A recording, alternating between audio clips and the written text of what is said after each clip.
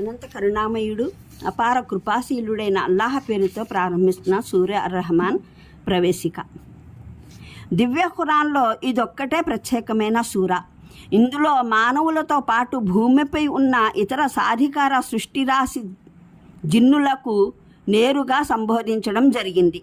ఉభయులను అల్లాహ్ సృష్టిలోని మహిమల్ని, ఆయన చేసిన అగణ్యమైన మహోపకారాలను, వాటి సమక్షంలో వీరి అసక్తత, యువసత, ఆయన సమక్షంలో హాజరవడం, ఆయనకు సమాధానం చెప్పుకోవలసిన బాధ్యతాభావం, వీటిని గురించి స్పృహ గొలిపి ఆయన విధేయత వల్ల కలిగే దుష్పరిణామం పట్ల భీతి గొల్పడం జరిగింది.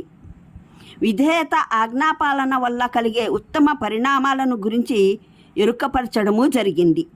దివ్య ఖురాన్లో అనేక చోట్ల ఉన్న వివరణల వల్ల మానవుల్లానే జిన్నులు సైతం సాధికార బాధ్యతాయుతులైన సృష్టిరాశికి చెందినవారని, వారికి విశ్వాసం, తిరస్కారం, విధేయత, అవిధేయతల స్వేచ్ఛ అనుగ్రహించబడిందని, వారిలోనూ మానవుల్లానే తిరస్కారులు, విశ్వాసులు, విధేయులు, తలబిరుసుతనం గలవారు ఉన్నారని, వారిలోనూ ప్రవక్తల్ని, దైవ గ్రంథాలను విశ్వసించిన వారు ఉన్నారని తెలుస్తున్నప్పటికీ ఈ సూర ఖచ్చితంగా దీన్ని విశదీకరిస్తుంది.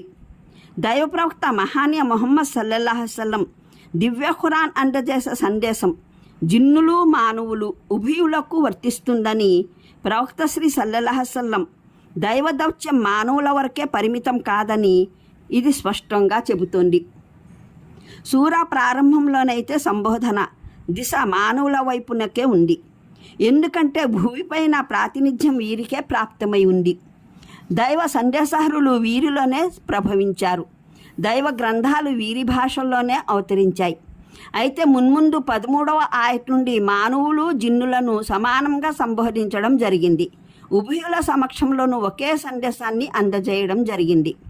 సూరాలోని విషయాలు చిన్న చిన్న వాక్యాల్లో ఓ ప్రత్యేక క్రమంలో సెలవీయబడ్డాయి. 1 నుండి 4వ ఆయత్ వరకు చెప్పబడిన విషయం ఈ ఖురాన్ బోధన అల్లాహ్ తరపున జరుగుతోంది. మానవాళికి ఈ బోధన ద్వారా మార్గోపదేశం చేయడం ఆయనలోని కారుణ్యం కోరే ఆవశ్యకత. మానవుల్ని బుద్ధి చేతన గల జీవరాశిగా పుట్టించింది ఆయనే గనక. ఇంకా 5, 6 ఆయత్లలో విశ్వంలోని వ్యవస్థ అంతా పరమోన్నత ప్రభు అల్లాహ్ పరిపాలనలో కొనసాగుతోంది. భూమి ఆకాశాలలోని ప్రతిదీ ఆయనకే ఆజ్ఞాబద్ధమై ఉంది.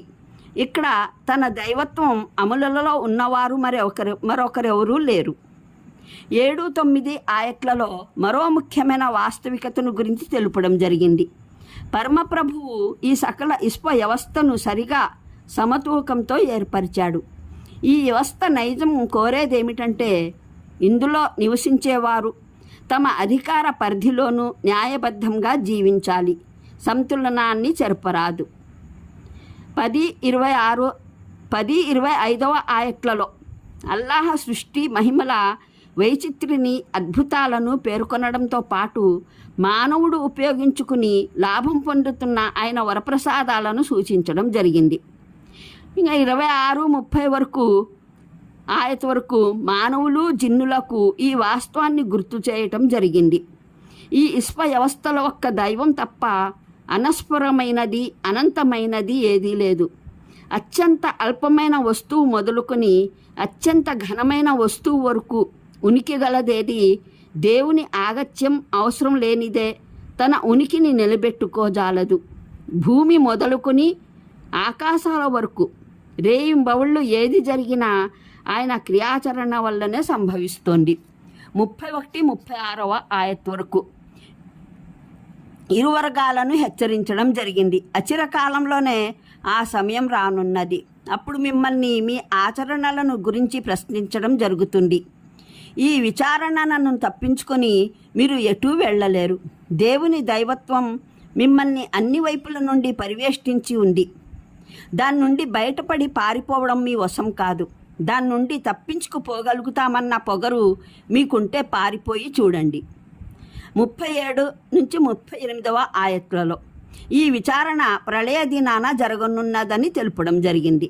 39 నుంచి 45వ 45వ ఆయత్ వరకు ప్రపంచంలో అల్లాహ్ ఆజ్ఞల్ని ఉల్లంఘిస్తూ ఉన్న అపరాధులైన మానవులు జిన్నుల అంతిమ పరిణామం గురించి తెలుపడం జరిగింది.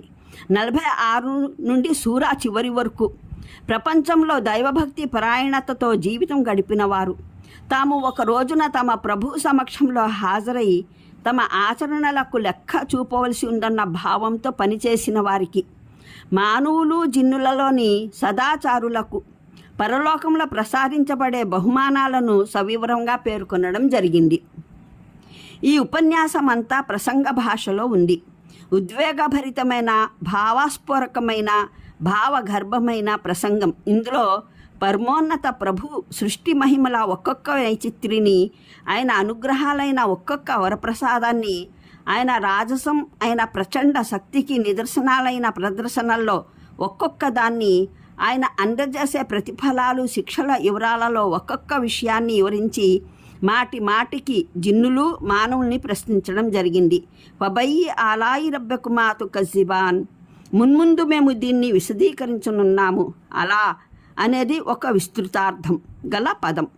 దీన్ని ఈ ప్రసంగంలో విభిన్న సందర్భాలలో విభిన్న అర్థాలలో ప్రయోగించడం జరిగింది. జిన్నులు మానవులకు చేసే ఈ ప్రశ్న ప్రతి సందర్భంలోనూ ఆయా సందర్భాలను బట్టి తనదైన ప్రత్యేక భావం కలిగి ఉంటుంది.